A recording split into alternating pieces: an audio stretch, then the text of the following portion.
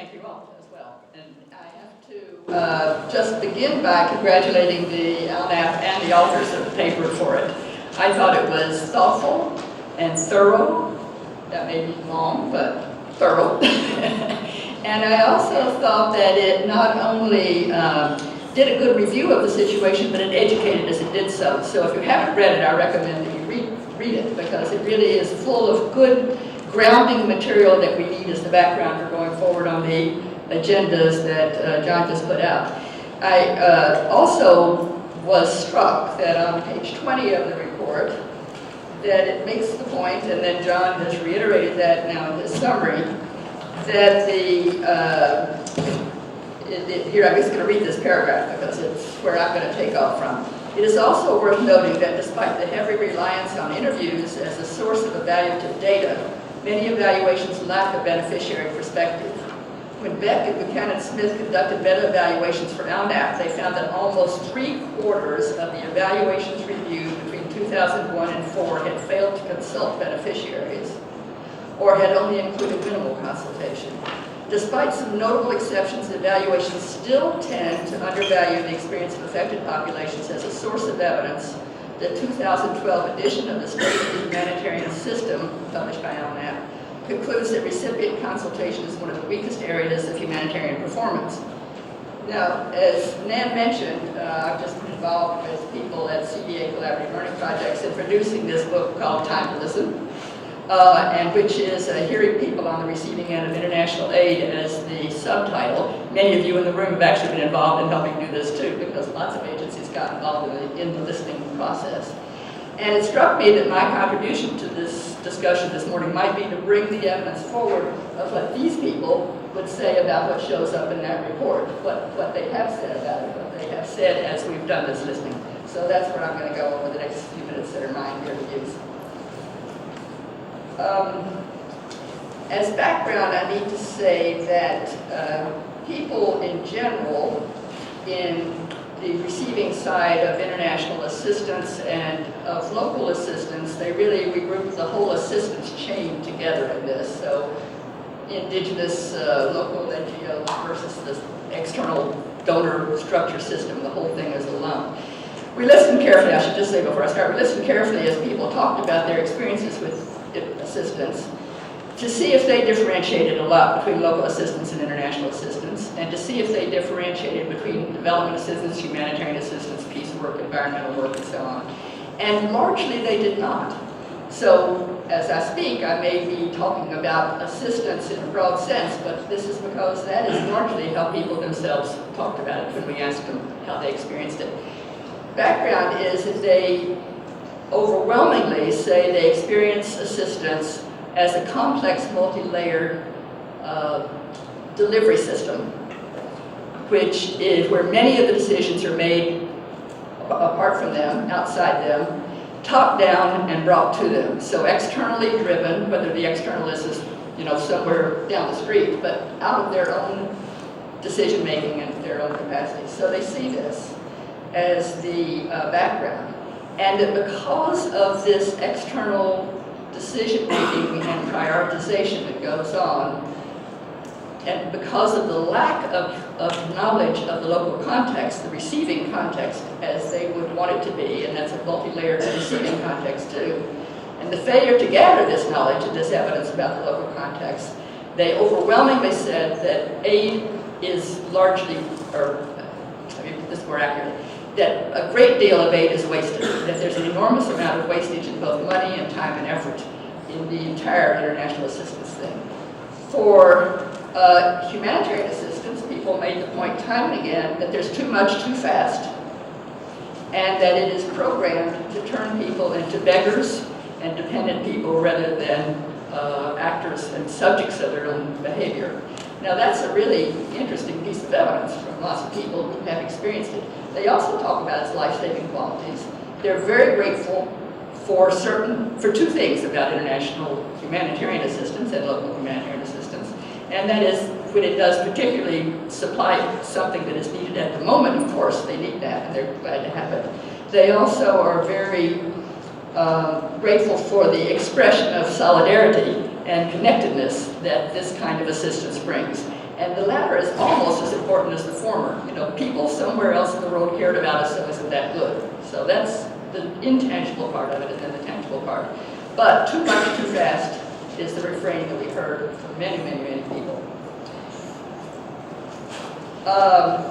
They talk about the beginning with something called a needs assessment, and what is communicated through the idea that you're doing a needs assessment, which is to communicate two messages. If you need something, we will give it, and we'll give it to you as long as you need it.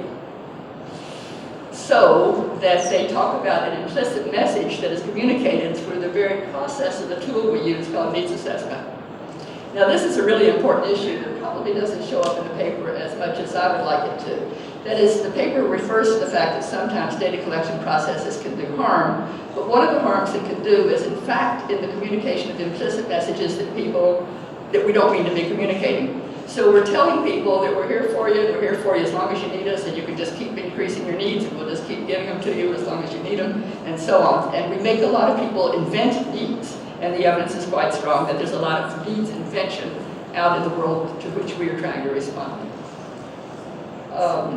And that goes to the heart, I'll just jump ahead a minute and say, that goes to the heart of this issue of accuracy. In fact, we are told by people around the world a lot about the dishonesty and the inaccuracy of the data on which we work. That it is often just wrong because we haven't taken the time and slowed down enough to gather the evidence that is relevant in context. Okay, so I'm going to make 4 points that I think they would also want me to make here. I mean, since we went out and listened and told them we would bring it back to fora like this, here we are bringing it back. The first point is there was a great deal of commentary on the disrespect that people feel from what they experience as an extractive data collection process. That they talk endlessly, every single place we went, and many, many levels of people across the spectrum of the society, talked about the number of people who came and asked questions and did assessments and did needs assessments and never reappeared, never gave any feedback, never came back to them about anything. We are being used for your research, many people said. You are collecting data from us and selling it to the donors, people said. These are really quite strong comments about what they experience as our data collection processes. The never coming back and reporting on what we've gathered from them is one of the most telling issues they bring up again and again and again. Where have you gone? Why do we not know what you're doing with it? We give you all this evidence and all this data that you come and collect from us, and then you go back and use it, and we don't see the results of that. That was point number 2. The third point that they make is that, and this reinforces the ONAP point, the report point in the paper about the link between funding proposals and funding and data collection. They make the point that when people come having gotten a proposal funded, they've already predetermined so much of what they will do that the data collection actually is already predetermined as well. And so they feel as if the data is collected in order to justify the proposal that was put in and funded. So that when someone comes and does a household survey, they say, you have a template, you have categories set into place, and you ask us questions to fill in those categories. You might have a line called other at the bottom, but somehow the other never shows up. So you've already decided what criteria are important in terms of deciding what you're going to decide about what you're going to do, or what you have already gotten funded. And this is very often simply misses the point. It misses what we would see as the priorities of response in this setting. So you're getting information, we're straitjacketed into your categories rather than being able to tell you what really is going on in this situation.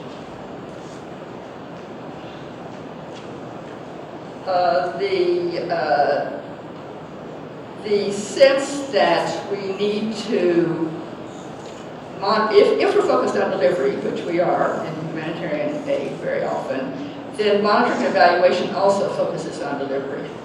And it focuses on the what much more than the how of delivery.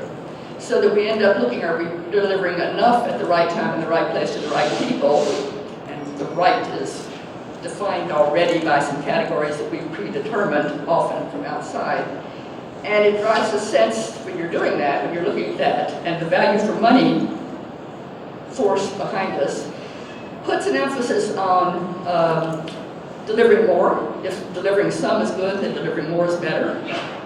And if delivering in a timely way is often considered delivering in a speedy way. And as you know, I started off by saying people say too much too fast. So in fact, the drive of our monitoring and our data collection on whether we have done some of the things we meant to do actually drives us, compels this process forward of going faster and doing more in order to prove to donors that we're better at doing this than the agency over there that also is competing for the same funding. So this kind of delivery system model sets into motion a whole set of competition and then also speed and quantity issues that are difficult. People in the receiving side of things say that reports become a substitute for evidence and knowledge, and that reports become an end in themselves rather than actually stopping enough to get real evidence and knowledge. They would appreciate our getting real evidence and knowledge, but the report writing processes and the ways in which we get involved in writing reports, because we got funding, because we said we were going to do such and such, compels a process that doesn't stop and gather real evidence and real knowledge. In the book, I just have to say this because I find this really helps unravel a lot of the processes we get into. We invent a term called proceduralization.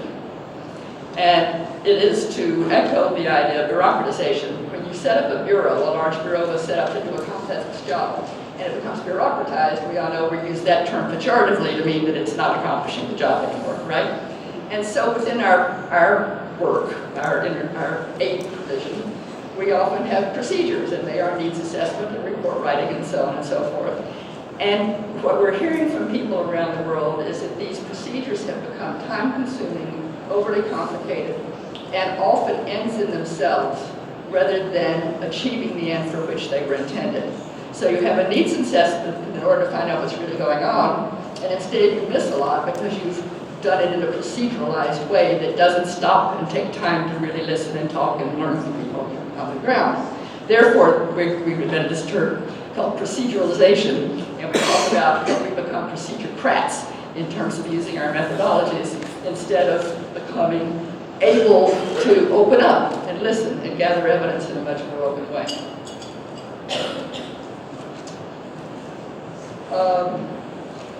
I have a concern when we listen to the paper and the way in which we're all going, and I'm a great believer in gathering lots and lots of evidence on things. I think evidence is a democratizing process. Everybody can gather it, so if you don't depend on expertise to gather evidence, anyone can gather evidence by simply going out and looking and observing and listening and so on. So it's a great plus to do it. The paper makes the telling point that the quality of data is one issue, but the quality of interpretation of the data is the other issue. And I think we need to remember that very much, because we can all gather information, but the quality of our interpretation of that information really depends on a much more iterative process with people who are on the receiving side of what we intend to do.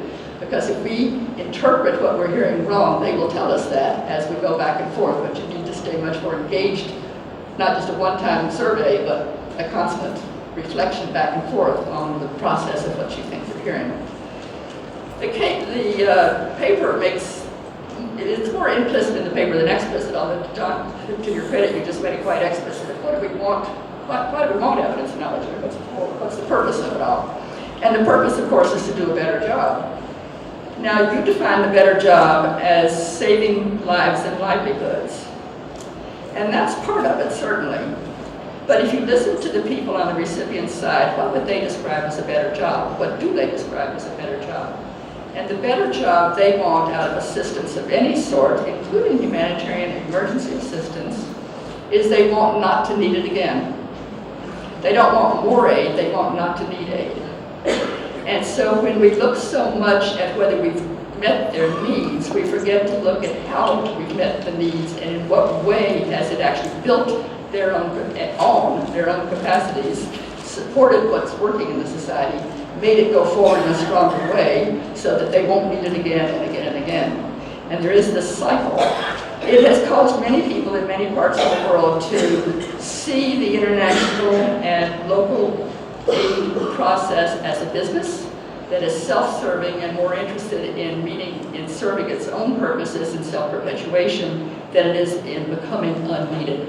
And what people want is for us to provide whatever we provide in a way that ends the need for the provision of it, rather than continues it forever. If we look much more not at what we do, but how it's done, and get into those implicit messages that we're conveying by the way in which we're doing it, if we gather evidence on those, we might be gathering evidence that really does achieve the purpose, which is the purpose of working ourselves out of business. Thank you.